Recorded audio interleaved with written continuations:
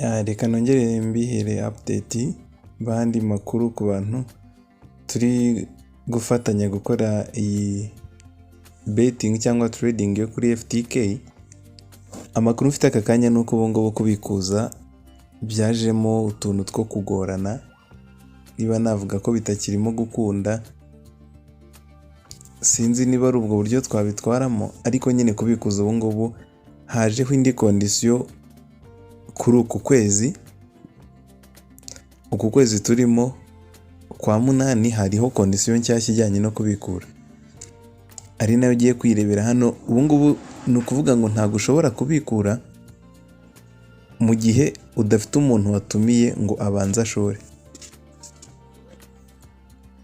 Reka wenda tubikore turebeho. Uje hano kaza kuri withdraw nkuko n'undi byari bisanzwe mu nzira zo kubikura. Ukoze kuri withdraw urasangamo ibyo kuzuza bisanzwe: withdraw, way ni crypto, coin ni USDT n'undi bajyaga bakoresha. Receiving method ni muri wallet address, ugasetingaho wallet address yawe, ubwo ni ukuyishyiramo hano. Network ni TRC20, ntacyo wabibona ubundi cyo guhinduramo, ariko ugeze hano bahitaga bakwereka available USDT ziri kuri account yawe, available amount. Nyine urabona ko bakaba barimo barerekana amafaranga cyangwa USDT zihwanye n'izi ziri hano hejuru, ariko urabona ko hano muri uyu mwanya hariho zero. Wenda nawe urabikora urebe, uraza gusangaho zero. Iyi zero rero ivuze iki? Dukozeho hano uraza gusanga ngo the accumulative withdrawal amount will be calculated based on half amount of the total deposit of your recommended users. Bivuze ngo abantu wemvise nibo bagomba kubanza gukora deposit, hanyuma yuko bakoze deposit, 1/2 cyayo bakoreye deposit akaba ariyo wemerewe kuba wabikura. Mu gihe nta muntu watumiye wari wakora deposit ntabwo wemerewe kubikura. No kuvuga ngo uraba ufite zero hano wemerewe kubikura. Uramutse unashyizeho amafaranga, wenda reka nshyiremo nk'amadolari 5, urahita bambwira ngo exceeded the withdrawable amount. Bivuze ngo wemerewe kubikuza aka kanya ni aya ngaya, ni zero. Bivuze ngo ntabwo ushobora kubikura utagize umuntu utumira. Nyuma y'ibyo nagize gutya nza gusobanuza uwitwa Shania, ari nawe navuga ngo uhedinze timu yacu cyangwa timu y'abantu benshi turimo. Niwe wenda se navuga ko ari customer care service cyangwa se udufasha mu bintu byinshi.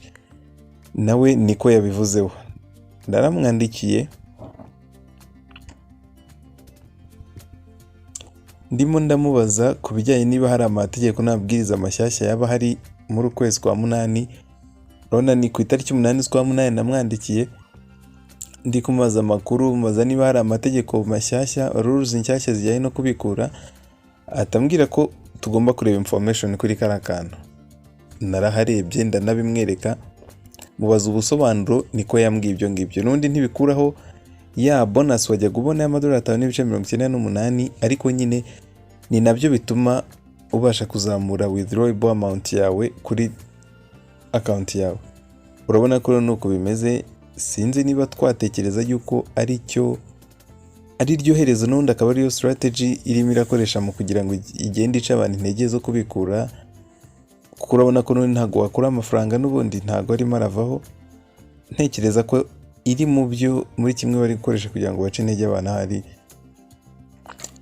ubaye wabasha gufata risk, usibye ko nta n'impamvu yo kwemvita umuntu ubona ko nawe bizamusaba kubanza kwemvita abandi bakanakora deposit kugira ngo babikure. Muri make ngewe ntago nabishyigikira, ariko nyine umenye update kwihari, umenye impamvu niba wagerageje kubikuza ntibikunde, umenye impamvu, umenye icyabiteye, ukomeze nyine urebe uko byifashe. Ariko byibura yarigerageje kumara igihe. Nayo makuru rero. Nanakwibutsa yuko ukeneye internet nziza kandi igezweho, uratwandikira kuri WhatsApp tugufashe kubona internet nziza ya Liquid Telecom. Ukomeze kugira umunsi mwiza.